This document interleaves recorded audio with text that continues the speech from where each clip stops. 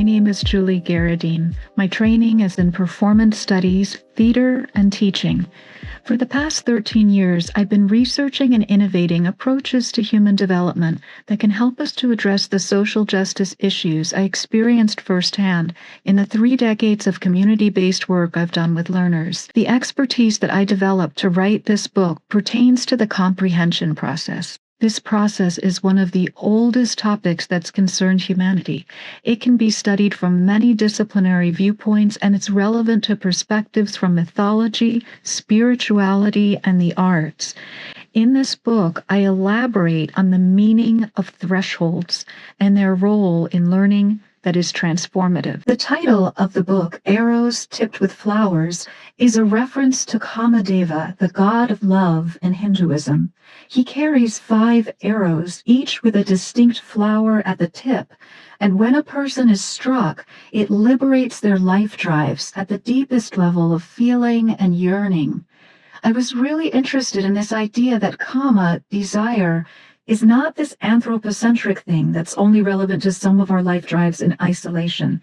Instead, the understanding is that kama arises in the universe at its very origins, and it binds together all things. My assertion is that in neoliberal societies that have an unaddressed history of racial oppression and gender inequality, there is a tendency to overlook the social, political, and economic factors that are influencing our feelings or affect and shaping our relationship to the life drives, partializing them, suppressing them, elevating one drive above the other. In this book, I draw upon wide-ranging source material from musicians, poets, playwrights, the teachings of prophetic messengers and wise ones, and philosophers from a variety of cultures, to uncover the primordial empathic dimensions within thresholds and the ways in which these open us to a vaster experience of search. People who are learning at the threshold relate their learning to their inmost interiorities and also to needs and desires in the community that can be fulfilled through social justice movement. The threshold theorizing in this book is like a tapestry of woven together insights into the relational worldview, causality, and the indigenous concept of creative moral power. I encourage the reader to think of this book as a roadmap of the transformative learning journey. For example, in part 1, we look more closely at spiritual architecture and its Sophianic or wisdom traditions. We look at the role of creative chaos in threshold theory. Part 2 then helps us develop the heart-mind qualities that are needed to uproot prejudice and address structural violence. I offer a transcultural theory of mind that helps to address age-old problems of stuckness and distractions in learning.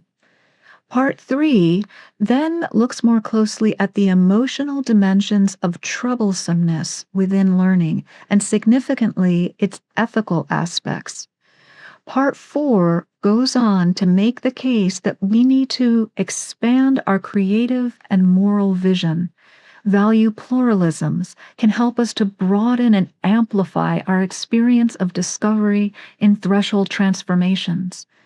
Finally, in Part 5, we relate our learning about thresholds to this movement towards the formation of more encompassing and ethical knowledge systems. We relate our comprehension of thresholds to the intellectual and spiritual meanings of democracy and to the role that spiritual exemplars play in collective transformations. In this graphic from the supplemental resource for the book available on the UIP website, you can see how readers can engage with themes and insights from the book on a chapter-by-chapter basis, but also, as they gain familiarity with the content, they can very creatively interrelate and connect topics and themes across the book to navigate their own way through threshold theorizing.